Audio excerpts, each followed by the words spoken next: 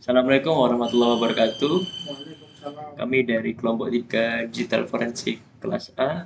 Kami akan mempresentasikan sebuah praktikum yaitu cross-site scripting. Nama saya Fitrihan Ilian Walia dengan NIM akhir 2082. Nama saya Muhammad Abin Baras dengan NIM akhir 2024. Saya Listiarju Sebagia dengan NIM akhir 2054. Saya Diaul Faruq dengan NIM akhir 2018. Assalamualaikum warahmatullahi wabarakatuh. Jadi kali ini saya akan menjelaskan sebuah praktikum yaitu ARP poisoning. Jadi ARP poisoning ini disebut juga sebagai ARP spoofing ya nama lainnya. Adalah serangan dalam jaringan komputer di mana seorang penyerang atau hacker bisa memanipulasi tabel ARP pada perangkat jaringan dengan mengirimkan informasi ARP palsu. Jadi dalam serangan ini, penyerang bisa mengirimkan pesan ARP yang salah kepada perangkat lain dalam jaringan, jadi dalam suatu jaringan. Membuatnya jadi percaya bahwa alamat MAC yang terkait dengan IP tertentu telah berubah, seperti itu. Jadi hal ini memungkinkan penyerang untuk uh, memantau lalu lintas jaringan, bahkan dapat melakukan serangan man in the middle atau MITM untuk mencuri data yang dikirimkan antara dua perangkat, seperti itu. Karena perangkat lain dalam jaringan akan salah mengidentifikasikan alamat IP, alamat MAC-nya yang benar. Ini merupakan serangan yang dapat membahayakan keamanan jaringan dengan potensi akses yang tidak sah dan juga berhubungan dengan pencurian informasi rahasia. Seperti itu. Jadi untuk prosesnya dan praktikumnya akan dilanjutkan oleh teman saya. Seperti itu. Assalamualaikum warahmatullahi wabarakatuh. Kesempatan kali ini saya akan mencoba praktikum dari ARP Poison. Oke, sini langsung aja. Di sini kita disuruh mempersiapkan terlebih dahulu software Ken Enable. Kita bisa download di website ini. Di sini saya sudah mendownloadnya ya dan menginstalnya juga.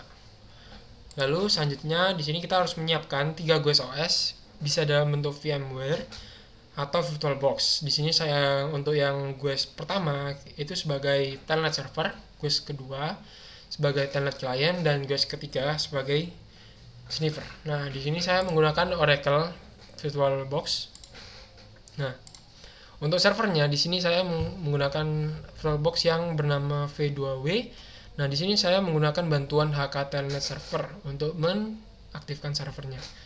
Lalu di sini saya menggunakan V1W, VirtualBox V1W untuk menjadi klien servernya.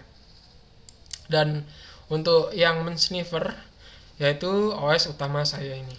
Nah, di sini kita harus mengkonfigurasi IP sesuai dengan yang ada di gambar ini. Di sini saya sudah melakukannya ya. Dan mungkin langsung aja. Nah, di sini kita harus menjalankan aplikasi Ken Enable. Oke, di sini saya sudah menjalankannya. Lalu di sini saya harus mengkonfigurasi interface network adapternya, yaitu dengan menekan tombol configure. Nah, di sini bisa saya configure. Nah, di sini bisa kita lihat terdapat IP yang telah saya configure tadi sebelumnya untuk IP yang men-sniffer. Nah, di sini kita tinggal pencet OK saja sesuai dengan perintahnya. Lalu di sini kita masuk ke tab sniffer, lalu melakukan aktivasi sniffing dengan tombol yang ada di gambar ini. Dan selanjutnya kita melakukan scanning MAC address dengan klik kanan item IP address network adapter. Oke, di sini kita ke sniffer dulu, lalu kita bisa menekan tombol sniffing ini. Lalu di sini kita bisa melakukan scan MAC address. Oke, kita scan aja. Nah, bisa dilihat di sini terdapat 2 IP yang dimana ini adalah IP yang pertama IP server dan juga ada IP client sesuai dengan yang di topologi tadi. Nah, untuk 50 itu IP client dan 100 itu IP server. Sudah terdeteksi ya di sini IP-nya. Selanjutnya kita setelah proses scan berlangsung akan muncul daftar komputer yang terhubung dengan jaringan yang sama sesuai dengan yang tadi. Lalu pilih tab ARP yang terdapat pada bagian bawah. Oke. Klik area kolom dan baris, kemudian klik tombol add tulis dengan tombol logo plus sehingga muncul tampilan NM ARP Poison Routing. Oke. Hanya pilih alamat target, jendela kiri yaitu telnet server, dan jendela alamat kanan yaitu IP client. Oke, mungkin kita langsung aja praktekkan ya. Jadi kita tekan ARP, lalu kita dapat melakukan add. Untuk add kita masuk ke sini dulu. Nah, bisa kita lihat di sini. Soal dengan yang tadi, untuk klien itu server dan kalau klien itu kita taruh sebelah kanan, server kita taruh sebelah kiri. Nah, untuk klien kan kita menggunakan IP 40.100 dan untuk klien kita 40.50. Nah, sebentar. Nah, bisa kita tekan ya ini ya. Nah, kita tinggal mencet OK aja ini sesuai dengan perintahnya. Kita tekan OK. Nah, ini loading ya.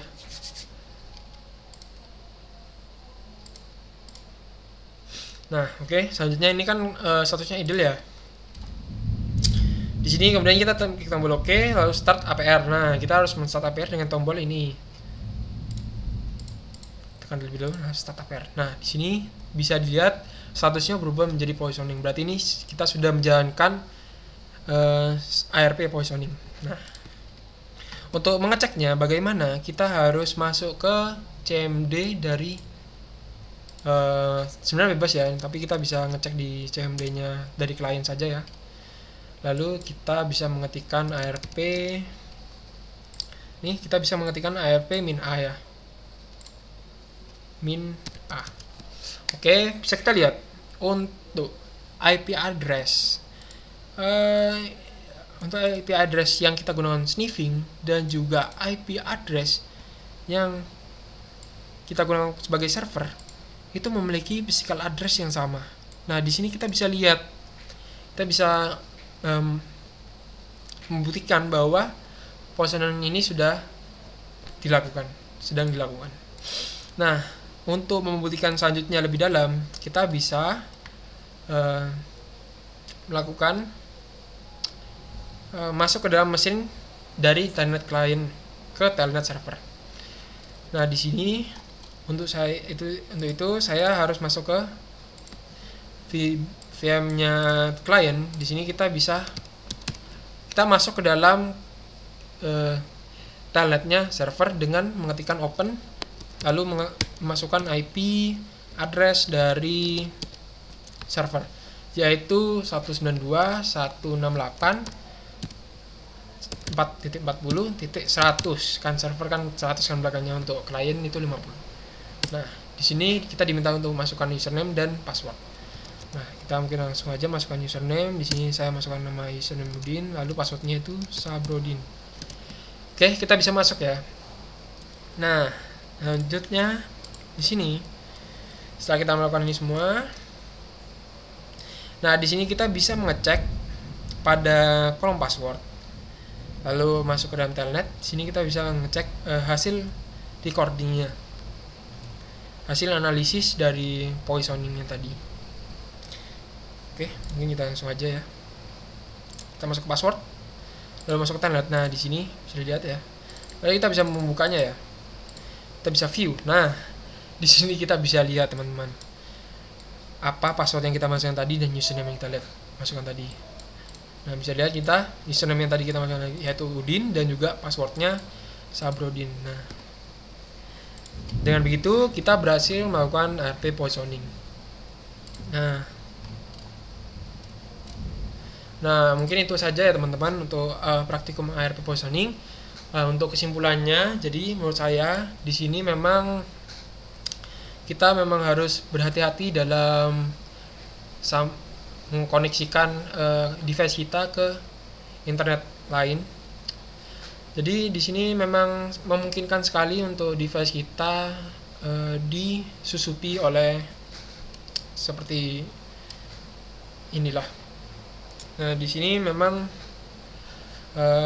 kita harus memang berhati-hati dan kita harus selalu mengaktifkan Windows Firewall. Nah, Windows Firewall itu sangat membantu kita dalam menjaga proteksi dari hacker-hacker yang seperti kita lakukan dalam praktikum ini.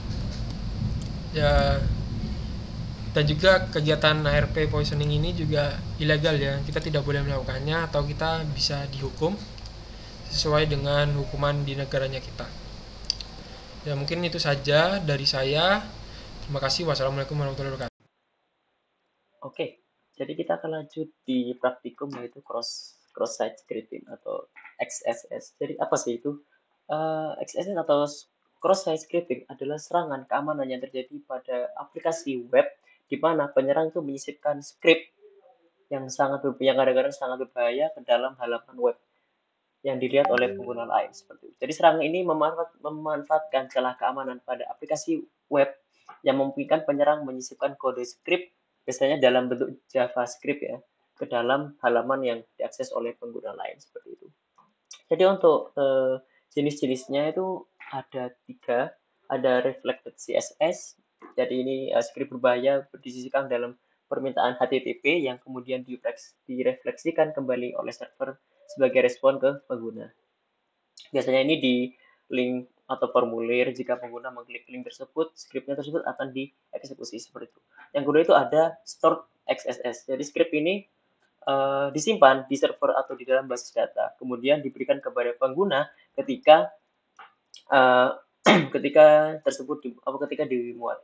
Misalnya pada kolom komentar di suatu situs web, setiap kali halaman tersebut dimuat, scriptnya yang disimpan akan dieksekusi oleh pengguna tersebut.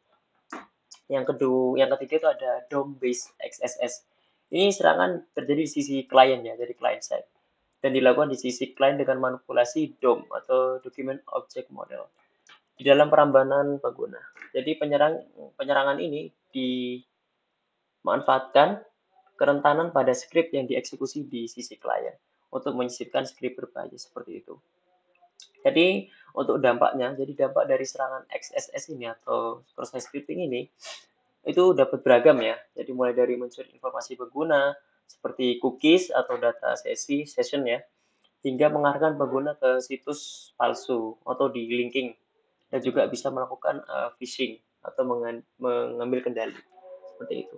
Yang sering terjadi di web-web yang misalnya web-web yang kayak dark web itu misalnya, dark web dan situs-situs yang tidak patut dibuka seperti itu. Dan untuk mencegah XSS ini penting bagi pengembang web atau web developer untuk melakukan validasi input, terus menyaring data yang dimasukkan oleh pengguna, menggunakan metode pengkodean yang aman seperti HTML atau escaping, itu nanti bisa di codingan ya, escaping HTML seperti itu, dan menggunakan header keamanan seperti ada content security policy CSP untuk membatasi eksekusi script. Ini adalah langkah-langkah yang membantu web developer untuk menghindari cross-site scripting. Itu untuk penjelasannya. Untuk praktikumnya akan dilakukan oleh teman saya seperti itu. Oke, assalamualaikum warahmatullahi wabarakatuh. Salam. Jadi kali ini kita akan melakukan praktikum digital forensik, di mana kita akan melakukan sebuah cross-site scripting, di mana kita menggunakan website untuk mencobanya. Jadi saya akan menjelaskan ke tahap yang level pertama atau level 1. Jadi di sini kita disuruh menginjek sebuah script supaya nanti keluar pop-up alert di JavaScript-nya tersebut. Jadi kita menggunakan script yaitu script, terus kita alertkan, sorry, dan kita tutup.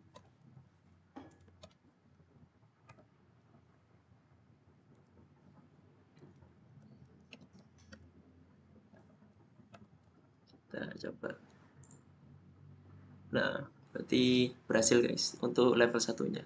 Kemudian untuk level 2-nya akan dilanjut oleh teman saya. Terima kasih. Berikutnya saya akan mencoba mempraktikkan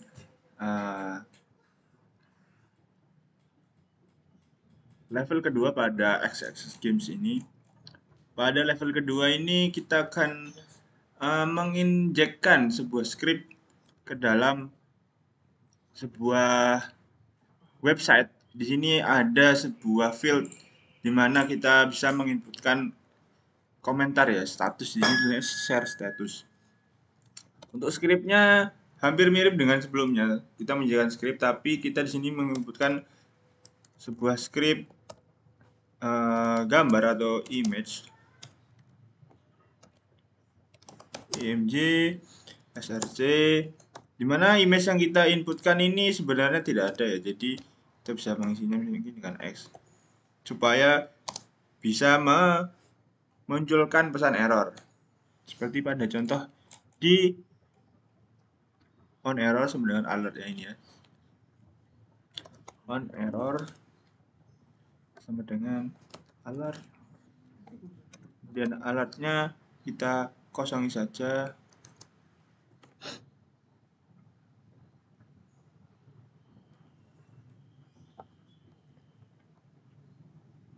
Ini ya. Ya seperti ini saja. Terus skripnya kemudian kita bisa save statusnya.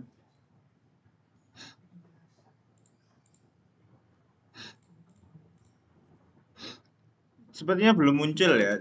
Mungkin kita bisa ulangi lagi. Image src, kemudian misalnya ini, kemudian on error sama dengan alert, kemudian pesan alertnya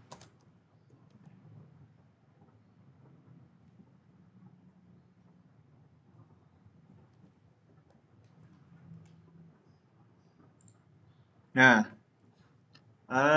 kita berhasil melakukan inject dengan mengeluarkan inject sebuah script yang mengeluarkan pop-up sebuah alert seperti congratulations. Di sini sudah tertulis dengan pesan tidak diisi ya tadi. Oke, kemudian lanjut ke level berikutnya yaitu level 3 akan dikerjakan oleh teman saya.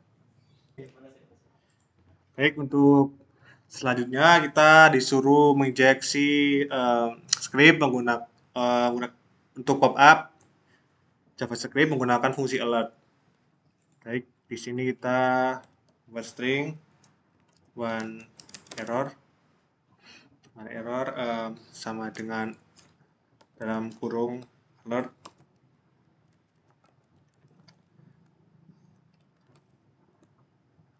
kemudian kurung buka kurung tutup down. Ini nggak usah diisi, langsung sepasung tanda titik koma, coba kita enter. Nah, ini keluar pop-up-nya. Ini artinya sudah berhasil. Terima kasih. Oke, terima kasih atas waktunya. Jadi kami sudah menjelaskan praktikum art poisoning dan cross-site scripting. Jadi untuk penjelasan tadi semoga bisa diterima dan digunakan untuk semestinya dan tidak disalahgunakan seperti itu. Dimana untuk kedepannya semoga para web developer dan app developer bisa menghindari berbagai macam potensi ancaman dari hacker-hacker atau peretas-peretas yang mungkin bisa sampai merugikan secara finansial, secara ekonomi, secara bisnis, secara politik. Itu semoga kita semua dihindari dari itu. Dengan praktikum tadi kita juga bisa kedepannya menanggulangi jika terdapat suatu upaya cross-site scripting atau art poisoning seperti itu. Jadi saya pamit undur diri. Sekian. Wassalamualaikum warahmatullahi wabarakatuh.